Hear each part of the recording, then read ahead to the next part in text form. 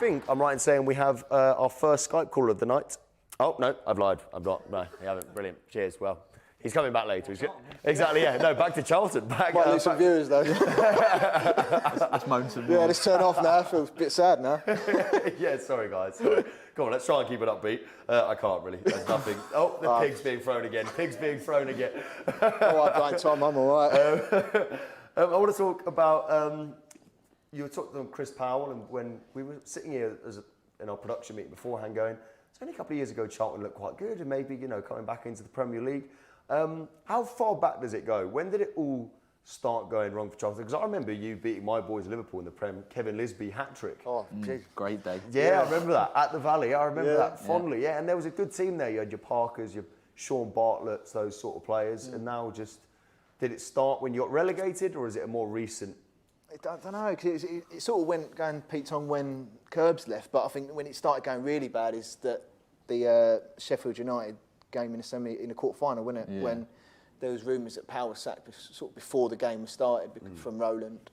Roland had called him, hadn't he, apparently, and said, you're playing these players. Yeah. And Powell said, well, no, I'm not. And the decision pretty much was made then. Yeah, you had a goalie called Thuram, who's, I think, he's like a cousin or something to Lillian Thuram. Oh, really? Absolutely awful. Did it? Yeah. Absolutely Fell awful. far from the tree there, didn't it? He literally just I'd rather turned have up. Lillian in goal. Yeah, he literally turned up at the training ground with his suitcase, and Powell's like, you all right, mate? He was just like, yeah, I'm playing for you, I'm in goal. And Powell's just like, what the hell is going on here? This is when we had Ben Hamer, Yeah, who's Ben Hamer. now at Leicester on the bench behind Schmeichel, but still at a Premier League So I club. think that was sort of the downfall, wasn't it? After, because that's when we knew this Roland was a sort of a Fruit Loop. But like now, it's like we had, like you said, we had Chris Powell, we had Jan Kermigan, we had Michael Morrison, Dal Stevens, all players of which are playing top half Championship or bigger. So yeah, I think for me anyway, it was the Sheffield United game when Chris Powell sort of said, right, for no apparent reason, just thought, yeah, you're out the door. I think, sort of thing. Powell was starting to get things back on track. Like you say, when Kerbishley left, we obviously dropped out the Premier League, and then we dropped into League One fairly quickly. And Powell stabilised it all, had a massive clear out over the summer, brought 14, 15 players in one summer, and we walked the league with like a record points tally that season. Yeah. Next season, okay, we had a bit of a surge at the end of the season, but we almost finished in the playoffs in the Championship. Roland buys us, and then ever since then, like Nathan said earlier, we've just dropped and dropped and dropped, and yet Catrien's coming out and saying every manager's been the right decision and we're making progress. Well, how are we making progress? Yeah, I heard her talking on TalkSport earlier in the week. Yeah.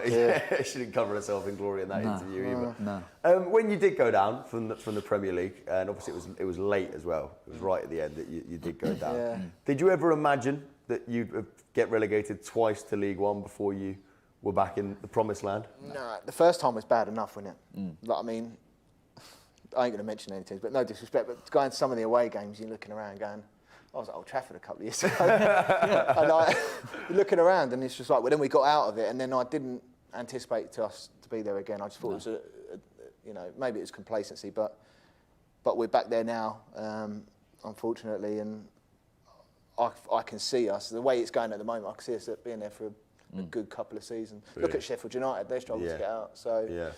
that's where I think, unless something changes drastically, I think that's where we're going to sort of stay. I think the other tough thing is when you do drop down to League One, it's all right in the Championship because there's so many, there's an Aston Villa and a Leeds and a Newcastle in there, but when you drop to League One, as a Charlton or a Sheffield United, you've got such a target on your back. Every team that plays you as well, every team that plays you wants a piece. We've seen that some of the teams that have beaten us or drawn with us this season, the likes of Rochdale, like they come to us and they were on a terrible run of form and they managed to get a win. And yeah, I think you're right that we're seen as a big team in that league still. And I think the difference this year, and again, I don't want to be too nice to the owner, but because we've got that British experience this time, that might help. But I think Nate's probably right. I don't think necessarily that we're going to go up this year. Really? Let's look further on beyond the season then. 14th at the minute. Unbeaten on 4 going into this international break, not that it affects you, but unbeaten in 4. Were there signs of an upturn there? And the win in the FA Cup as well? Yeah, I mean, in recent weeks, I mean, before we were playing one up top, weren't we? And we were playing five in midfield, but our central midfield isn't blessed with youth or pace. So we've got quite, which is not their fault, but we weren't really creating enough goals. Whereas recent times we've gone more sort of 4-4-2 with Nicky Jose starting, which is what we should be doing with a team. With the strikers we've got, we should be in that top 6. Yeah. You know, Jose, Novak, McGuinness, Lookman. We should be, and Ricky Holmes. We should be more up there. So in recent times, I think since he's transitioned from 1 up to 2 up top, I think we've started getting the results that we should be getting. So, but yeah, it'll be interesting on Saturday because obviously we're on telly, but we've missed our international players. But because we're on telly, we can't call the game off. So. Oh, really? Is that what happened? So you have 3 players, don't you? So we're missing Lookman, McGuinness, and Bataka. But because we're on telly, you have to play it. So Yeah.